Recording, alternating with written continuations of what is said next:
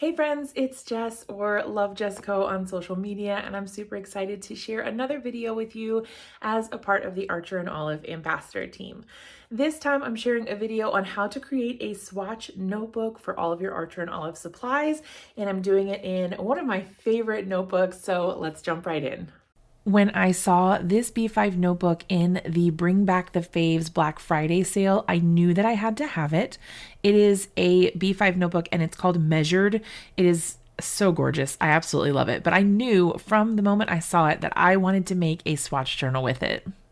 I decided to create a cover page first, so I used a lot of different alphabet stamps to create a cover. I knew that I wanted it to say swatch all of the things, so I got busy stamping out all of those letters individually. It took me longer than I cared to admit to do that, but I sped it up so you wouldn't have to struggle with me. I did have some issues stamping my hello sentiment there in the center. I got kind of a ghosted off-centered sort of impression, but I added in some calligraph sort of as a shadow, and it offsets the look so it doesn't look as like a mistake, and it helps it look more intentional that way. So I just added that hello beautiful, and I left it blank for now because I wanted to be able to go back and color it at some point when I'm sitting at my son's dance classes and I need something to do.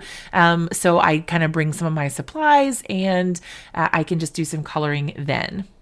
Getting started on the first pages for the actual swatches, I knew that I didn't want to just leave it blank and kind of start swatching out of the middle of nowhere. So I decided to add sort of a banner to the top of the notebook here. I started with Distress Oxides, but later I switched to a different ink pad because this was a little bit harder to get a really solid dark black, and that's kind of what I was going for. I didn't really want this sort of smoky look that you get with some of the ink blending for the Distress Oxides. However, ink blending versus swiping the ink pad gives you a very different look. So I was able to get some darker color there by swiping the felt pad directly onto my paper. I did do this later with some different ink pads, so kind of experiment with what you have and see what works the best and what gives you the most solid color. But I found that doing the swiping did a more effective job more quickly than doing the ink blending. The ink blending took longer because you're blending on a smaller amount of ink and you have to kind of layer it up, and I didn't feel like spending that much time on it, so I went with the direct swiping. Look at how crisp those lines are, and look at the zero bleed through. All praise the Archer and Olive notebooks, okay? I put a boatload of ink on that and you can't see it from the other side, which is incredible. I decided to go ahead and put some little kind of header areas at the top of where I wanted to be swatching. So I just did half, well, approximately half with a little gap in between of the B5 notebook. It equates to about 16 dots. And then there's one space in the middle and then another 16 for the other banner at the top there. I'm just using a fine liner to go ahead and color that in. There's probably better ways to do this. And honestly, either for the top or the banners, you could totally just use washi tape, and that would make your life way easier than doing all of the ink blending. But anyway, on to the swatching. That's the part we're all here for, right? I decided to start with my calligraphs. I have probably the most of those out of all the other supplies that I have, so I started with those, and I just did a squiggle with the brush tip and a squiggle with the finer point tip, and then I used a fine liner to write out the name of each color. The separation for each of these is based on the original pack that they came in. So that's how I divided them up here so that I would always know which ones came with which set. And then that way I can reference back to them. If you don't need to know which set they came from, like I do, so that I can reference back to which Archer and Olive products I'm using as an ambassador, you probably don't need to keep them separated like this. You could do rainbow order or however works best for you.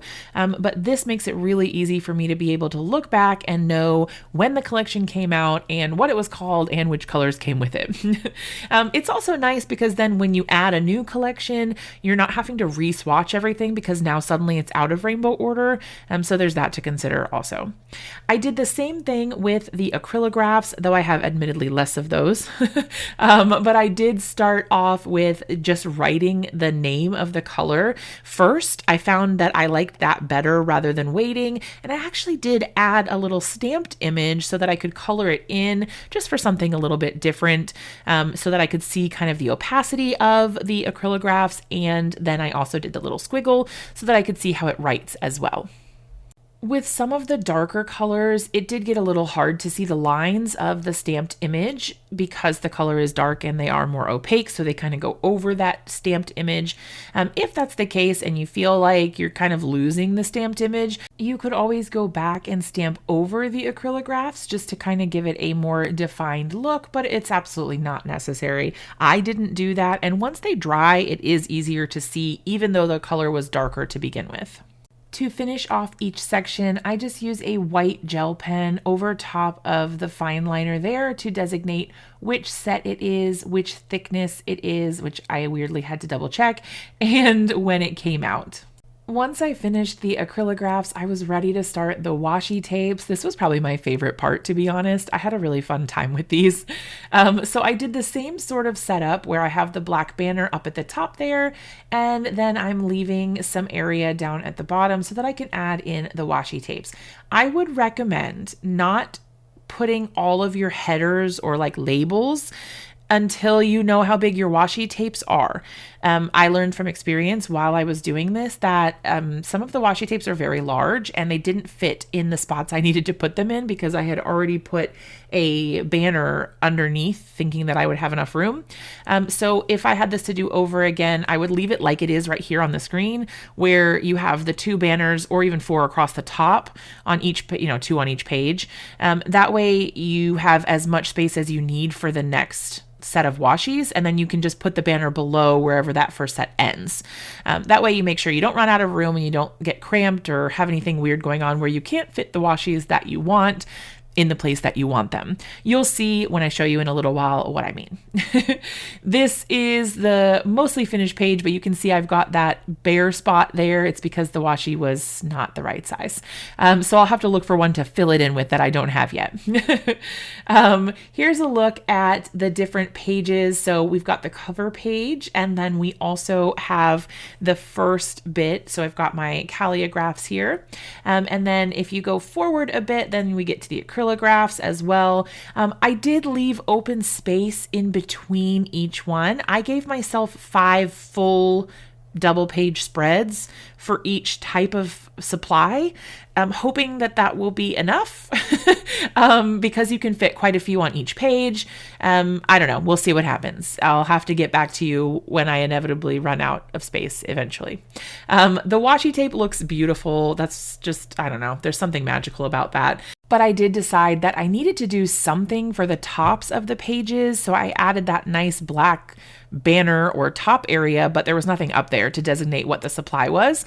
So I decided to be extra and go ahead and use some heat embossing in my journal. Now, this was a saga of mishaps, and I can give you the feedback, but I wish I had thought about this before I started doing it. So what this is heat embossing. So you use a kind of sticky or tacky ink, and then you pour this powder over top of it and you melt it with a heat tool, and it gives you this slightly raised, sort of shiny finish stamped image. I'm using the Archer and Olive letter stamps here, but you treat the surface with an anti-static powder tool, and then you stamp it, and then you do the heat embossing. But I didn't think about when I was heating stuff on the back page that it would reheat the stuff behind it. And so then my pages ended up sticking together and melting together. That was a nightmare. And then I had to redo everything. So if you're going to do heat embossing, for sure, lift your pages while you're heating it so that they don't stick together. But if you don't want to do that, you could always use letter stickers, or you could just use a gel pen and write up at the top. There's a lot of different ways that you could do that. I did go back in and add tabs using the printable tabs from Archer and Olive. These were amazing. This was my first time using them.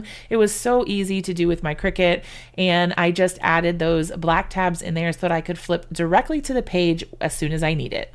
That is it for our swatch notebook. I hope you loved it.